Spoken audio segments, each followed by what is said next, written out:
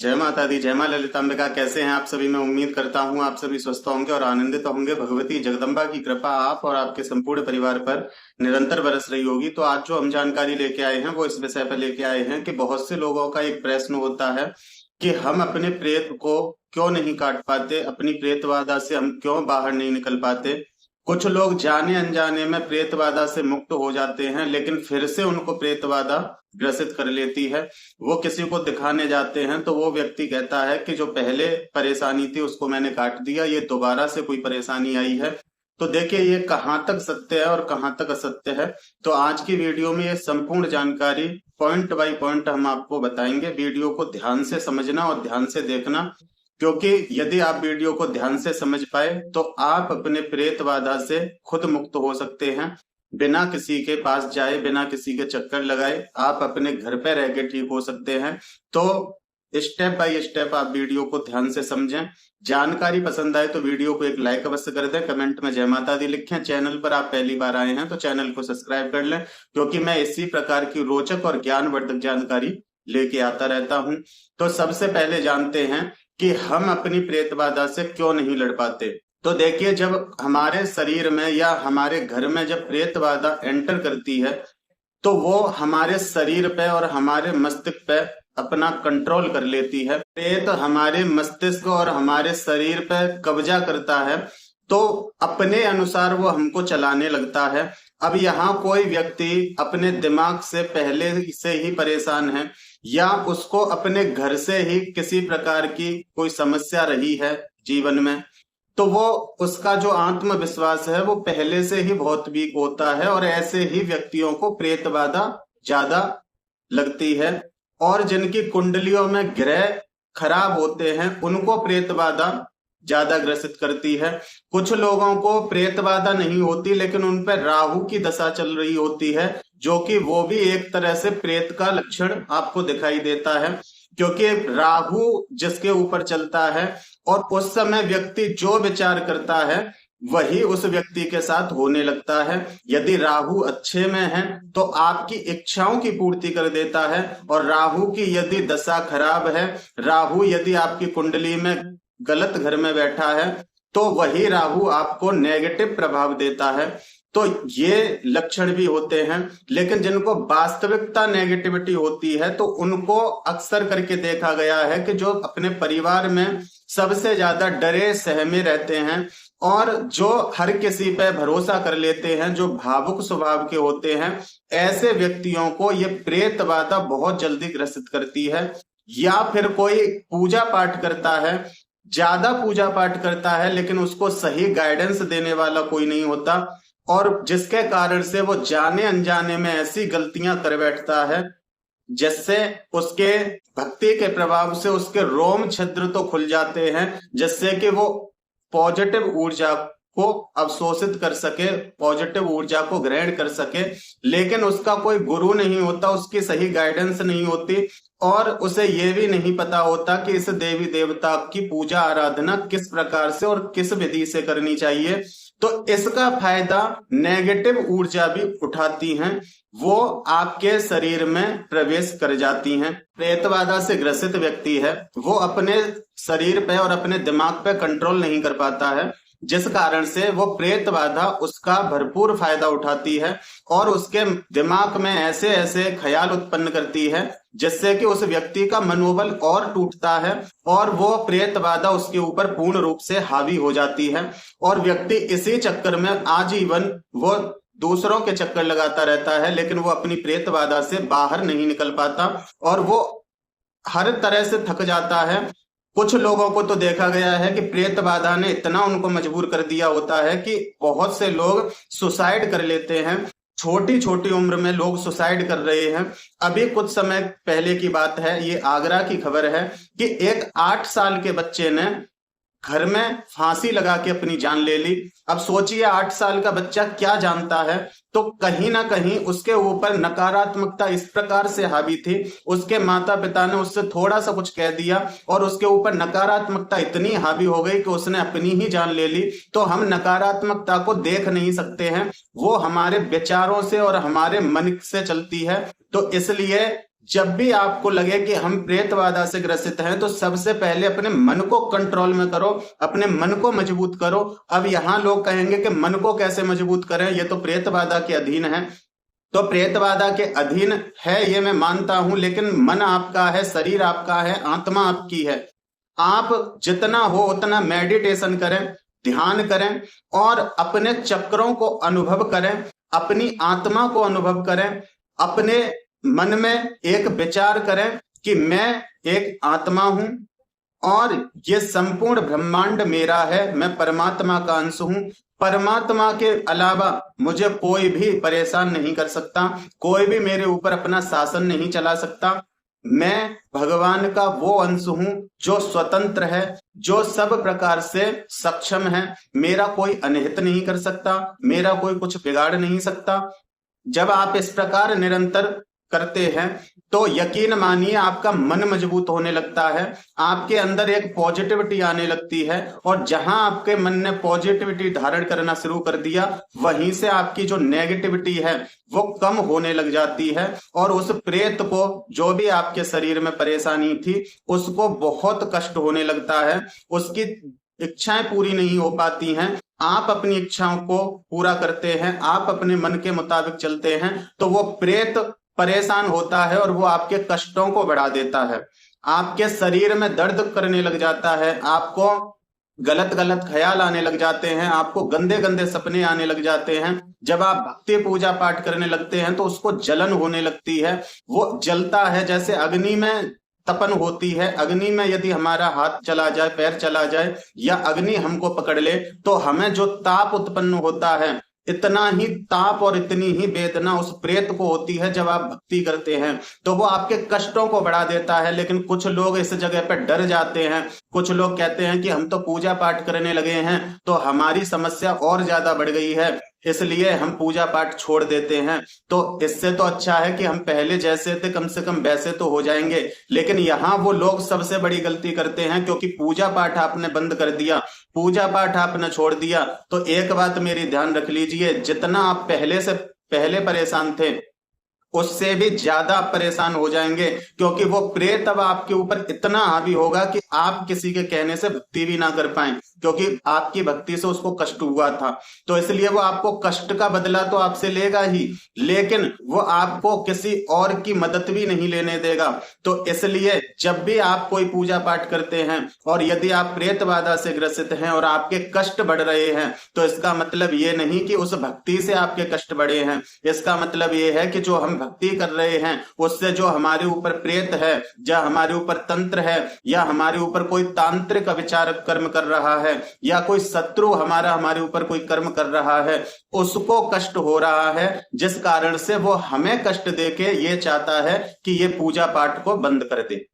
तो आपको वहां अपनी पूजा पाठ बंद नहीं करनी है, वहां और आपको अपनी पूजा पाठ बढ़ा देनी है और अपने मन को मजबूत रखना है कि जीत मेरी ही होगी। मैं परमात्मा का वो अंश हूं जो सात्विक है, जो शुद्ध है और पवित्र है। मैं परमात्मा का हूं, अन्य किसी का नहीं, अन्य किसी का मेरे ऊपर कोई शासन नहीं। मेरे ऊपर केवल मेरे भगवान, मेरे इष्ट का शासन है और मेरे इष्ट कभी मुझे कष्ट नहीं दे सकते। जो मुझे कष्ट दे रहा है इसको मुझे अपने शरीर से बाहर निकालना है। जब आप इस प्रकार से अपने मन को समझाते रहोगे, अपने मन को मजबूत रखोगे, तो आपका प्रेत इतना परेशान हो जाएगा कि वो खुद सोचेगा कि मैं जल्दी से जल्दी यहां से निकलूं, क्योंकि ना तो आप उसकी कोई इच्छा पूरी कर रहे हो, ना उसके मन मुताबिक आप चल रहे हो, तो उसको आपके शरीर में भी घुटन होने लगती है। जिस प्रकार से आप कहीं ऐसी जगह चले जाओ जहां आपकी इच्छाएं पूरी ना हो, तो आपको लगता है कि मैं जल्दी से जल्दी यहां से चला जाऊं और दोबारा मैं यहां कभी लौट के नहीं आऊंगा।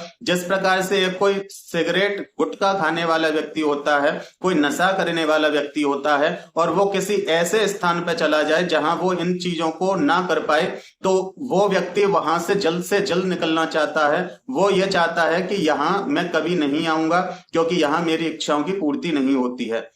लेकिन ये चीज हावी कब हो जाती हैं? ये चीज हावी होती है तब जब आप उनके मन के मुताबिक चलते हैं। वो क्रोध करवाते हैं, आप क्रोध करते हैं। जब वो आपसे उल्टा सीधा भोजन करवाते हैं, आप उल्टा सीधा भोजन करते हो। आप लोगों को गलत बोलते हो। ये जो जितने भी गलत कार्य हैं, जो भी आप करते हो, और करने के बाद आपको प्रसन्नता और दुख दोनों होते हैं, तो समझ लीजिए कि ये आपने नहीं किया, ये आपसे करवाया गया है।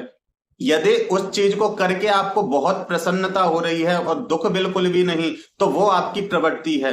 लेकिन यदि आपको कोई गलत कार्य करके दुख महसूस हो रहा है, तो समझ लीजिए कि यदि आप वो कार्य करके दुखी हो रहे हो तो वो कार्य आपने नहीं किया, क्योंकि यदि आपने किया होता तो आप दुख नहीं मना रहे होते।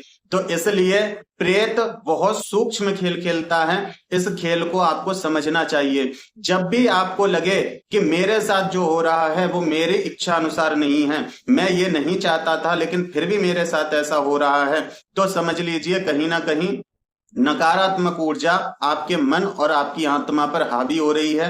उसको हावी नहीं होने देना है, उससे लड़ना है, आपको अपने दिमाग को मजबूत रखना है। और एक चीज यह माननी है आपको कि मैं परमात्मा का बच्चा हूं, मैं उस परम पिता ईश्वर का बच्चा हूं, मैं उस भगवती का बच्चा हूं, मैं उस बालाजी का बच्चा हूं, मैं उस भगवान शिव का बच्चा हूं। जो भी आपके इष्ट हों उनके बारे में आपको ध्यान लगाना है।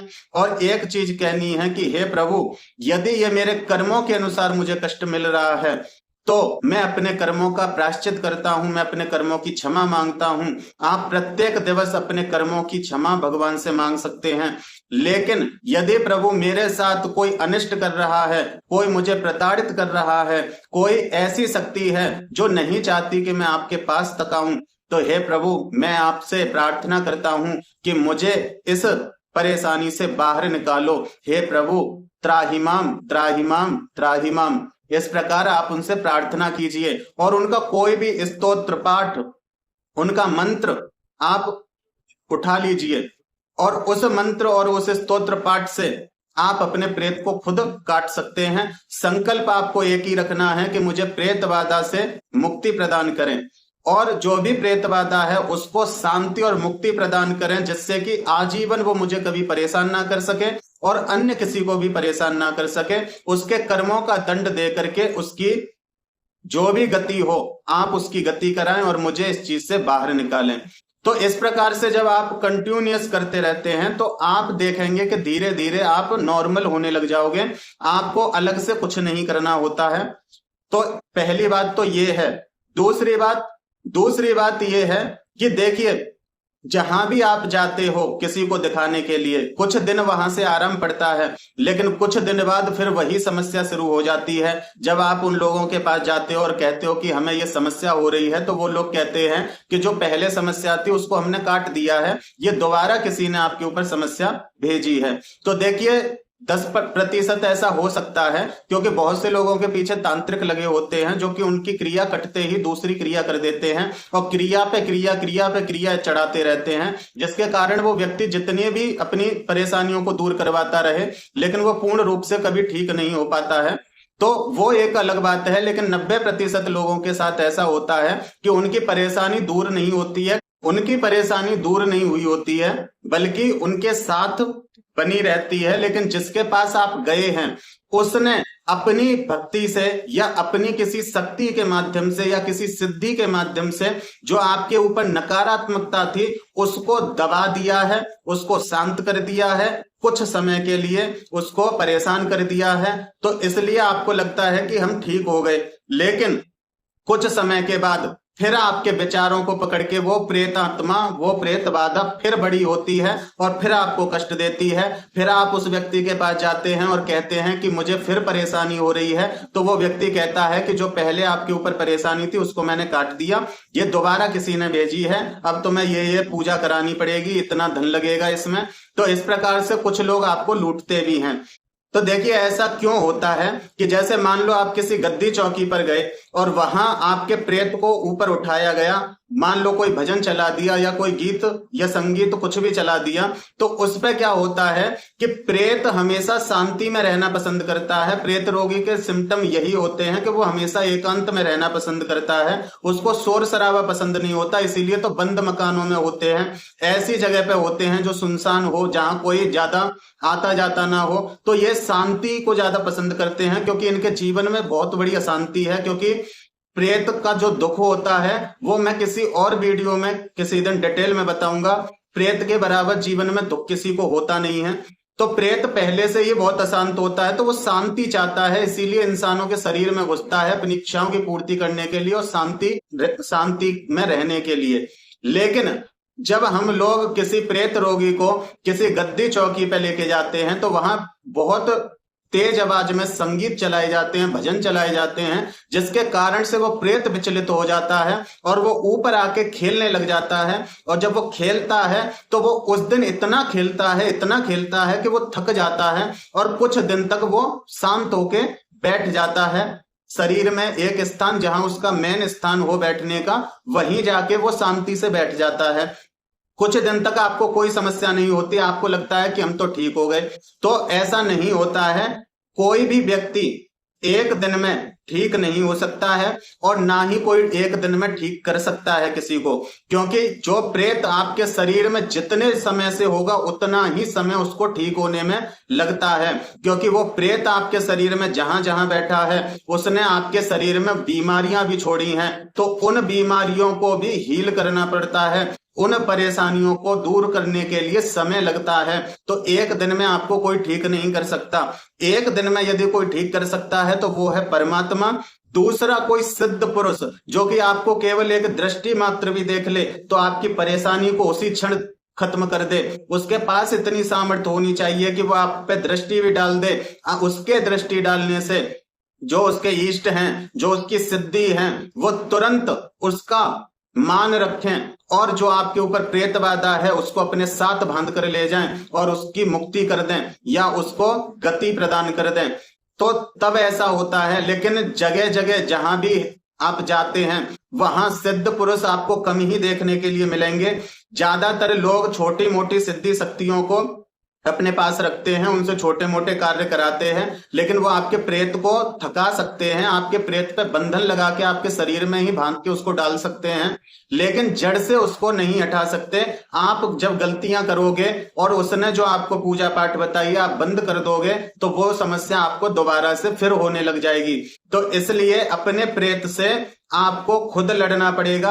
अपने प्रेत से लड़ने के लिए आपको खुद मजबूत बनना पड़ेगा और ये एक दिन का खेल नहीं होता, इसमें समय लगता है, आपको समय देना पड़ेगा और विश्वास के साथ कार्यों को करना पड़ेगा, तो आप बिल्कुल ठीक हो जाएंगे। अपनी अगली आने वाली वीडियो में मैं आपको बताऊंगा कि प्रेत आपके शरीर में एंटर कैसे करता है, प्रेत मंत्र जाप से कैसे काटा जाता है और मंत्र को कैसे पावरफुल करके उस प्रेत पे प्रहार किया जाता है, मंत्र से अपने प्रेत को कैसे मुक्ति दी जाती है, मंत्र से अपने प्रेत के ऊपर कैसे बंधन लगाए जाते हैं। तो मैं अपनी अगली आने वाली वीडियो में ये आपको बताता रहूंगा।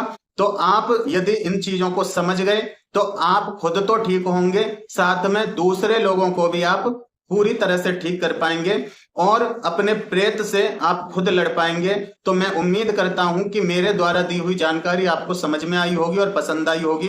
जानकारी पसंद आई है तो वीडियो को एक लाइक अवश्य कर दें, कमेंट में जय माता दी लिखें। चैनल पर आप पहली बार आए हैं तो चैनल को सब्सक्राइब करें, क्योंकि मैं इसी प्रकार की रोचक और ज्ञानवर्धक जानकारी लेके आता रहता हूं। फिर मिलते हैं एक अगली वीडियो में एक नई जानकारी के साथ। तब तक अपना और अपने परिवार का ध्यान रखें, भगवान की भक्ति करें और निरंतर भक्ति पथ पर आगे बढ़ते रहें। जय माता दी, जय मां ललितांबिका।